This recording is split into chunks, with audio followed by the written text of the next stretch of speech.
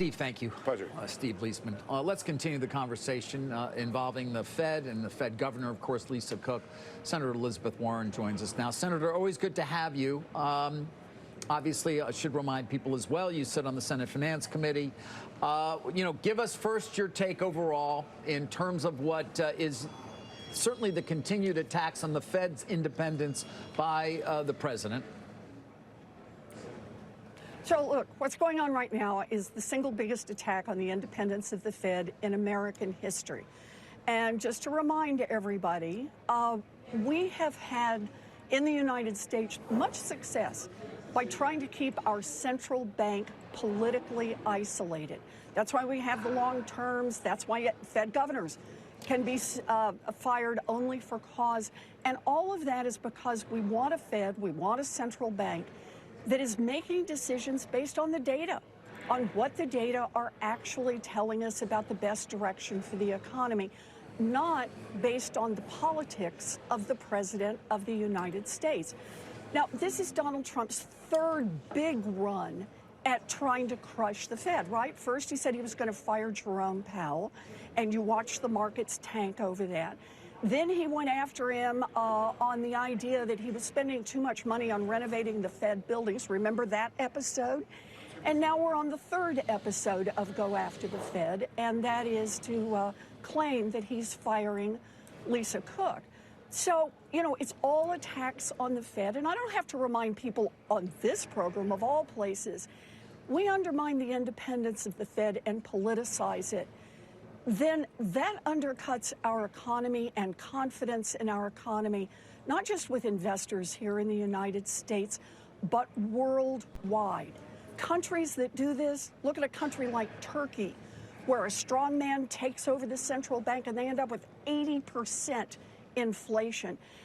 That's not the place that the United States wants to go. We are the gold standard because of that Fed independence. And all of us, wherever you are politically, should be there to defend the independence of the Fed and say no to Donald Trump on this. And we've heard that plenty on our air over the last 24 hours or so as well. Regardless of whether the president is successful in replacing Governor Cook right now, he is going to have the opportunity to appoint the next Fed chair. That is not that far away. And I'm curious, Senator, how you're going to view that appointment, regardless of who it may be, in terms of whether they are going to be independent from the administration. Well, that's the problem Donald Trump already now has created for himself. And that is, once he starts appointing these Fed governors and a Fed chair, as he will next year, who believes that they're independent? Did you see the cabinet meeting yesterday, or at least excerpts from that 3-hour cabinet meeting, where cabinet official after official sucked up to Donald Trump and said, all of my policies, everything I'm doing is whatever it is that you want, Donald Trump.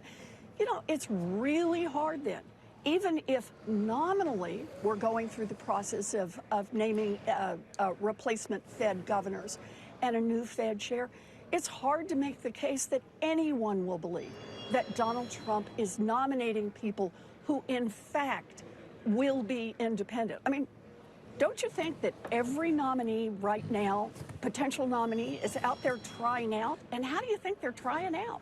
They're trying out by saying, Mr. President, whatever you want, I will be the one who can deliver. And they all take a look over at the Bureau of Labor Statistics and say, and they fully understand, you deliver bad news to Donald Trump, he fires your fanny. That's not independence. Yeah, specific to Fed Governor Cook, I am curious. The charges of mortgage fraud, obviously, she is fighting them. They haven't even been brought. But I am curious, if in fact this were to play out and she was guilty of that, do you feel that that is a fireable offense? Would you want to see her step down from the Fed if in fact she is found guilty of mortgage fraud? So first of all, as you say, these are allegations, and where did they come from?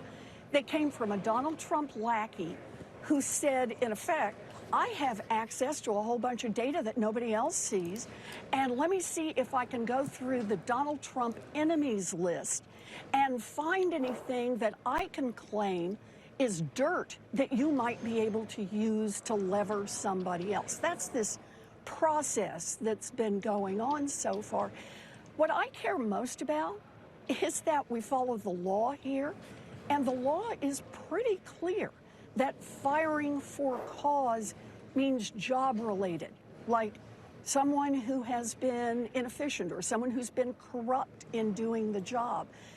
That is the history of what for cause means here. If you want to change the law, look, the Republicans are in charge of the House, the Republicans are in charge of the Senate, and Donald Trump sits at the White House. Then bring an amendment to the law. But we are a nation of laws. Let's just follow the law here. Well, Senator Warren, I mean, the principles of Fed independence has been one of pretty broad agreement over the decades. Are you hearing from your Republican colleagues at all concerns that are similar to yours? And do you think that would build toward anything like actual public pushback on this? Pushback from the Republicans in Congress? I mean, what do you think it's going to take? These guys are going to need spine transplants to be able to say anything to Donald Trump. They've gone along with letting Donald Trump set tariff policy, even though it is clear that he is in violation of the law. I haven't heard anybody speak out about his plans to invade American cities with armed forces, with the National Guard. Look, right now, the Republicans that I talk with in the United States Senate, they just say whatever Donald Trump wants is okay by them. They have forfeited the idea of checks and balances that our Constitution put in place, and they don't seem inclined to hold Donald Trump accountable and his administration accountable for just plain old basic follow the law. You know, like when Congress says, here's the money we want to spend on these projects, Donald Trump is supposed to, the administration is supposed to spend that money. They don't spend it, and so far, the Republicans in Congress do nothing. So don't ask me to predict when the Republicans will finally grow a spine and say, we're not putting up with any more of this. Donald Trump cannot tank our economy by undermining the independence of the Fed. I'd like to see him do it, but I'm still waiting. It's interesting, Senator. You know, the last few days, the Journal op-ed page, both on the Intel stake and on this, here's a good line from this morning. Has Trump considered what a politically malleable Fed might do when the progressive left takes charge under another president? Mike asks you about what Dems are saying. Are Democrats thinking about ways in which to harness the power that the president's trying to leverage? No. I have not heard anyone speak about that. I haven't heard anybody raise that idea. But let me tell you what I do think is going on here. You really have to ask yourself, why is Donald Trump spending so much energy in trying to corral the Fed? And keep in mind, I get it. I've been after Jerome Powell for a very long time to lower interest rates. Jerome Powell said last month that he would have lowered interest rates back in February, except for the chaos that Donald Trump was creating around tariffs. So that means for 6 months now, Americans have been paying more on their credit cards, more on mortgages, more on car loans, all because of the chaos in the economy that Donald Trump has created. And even now, the Fed is talking about lowering interest rates because it looks like Donald Trump and his policies are stalling out the economy. That's exactly what the Fed governor just said. So why is Trump doing this? The way I see it, Donald Trump made a big promise when he ran for president, and that is that he would lower costs for American families on day one. Those were his words, on day one. And after he got elected, he said the reason he won was because he promised to lower costs on day one. Well, here we are at day, 220, and the cost of groceries is up, the cost of utilities is up, the cost of housing is up, the cost of back-to-school shoes is up, the cost of backpacks is up, the cost of baby strollers is up. Yes. Costs for families are up, up, up. And Donald Trump desperately needs to change the channel and have an economic conversation where he can blame somebody else And his target is he wants to blame the Fed for everything that's wrong in this economy when it's exactly backwards. We're having problems, and American families are paying more because of Donald Trump. There were some reminders this week, speaking of the Intel news, about the amendment that you and Sanders put together when the CHIPS Act was being debated, which I think did sort of open the door to potential stakes. Is that something you can get your arms around a little better now? So keep in mind what Donald Trump has just done. Let's go back to 2022. Remember, we're talking about how we're going to give money to some of these private companies if they will come build chips here in the United States, trying to onshore the production of chips. And there were a lot of restrictions put in place, like the agreement that the companies would put hundreds of millions of dollars of investments here in the United States, that 4 states were going to get new factories, that the jobs would be good union jobs, that there wouldn't be any stock buybacks during the first 5-year period, that the money would only go out in steps as the companies showed that they were actually abiding by all the terms of the agreement. And so Bernie Sanders and I said, all great. These are all good things to make sure that if American taxpayer dollars are being spent, they will be spent on behalf of the American people and the American economy. But we said, we also think the American taxpayer ought to get a little upside here. If this turns out to be a bonanza, let's find a way for them to be able to do that. And so that was our amendment. Our amendment didn't pass, but that was the idea. What Donald Trump has done is different from that. He's cut a deal with Intel and said, remember all those restrictions that you agreed to get this money? They're all gone. You do what you want. You offshore the jobs. You don't make the investments.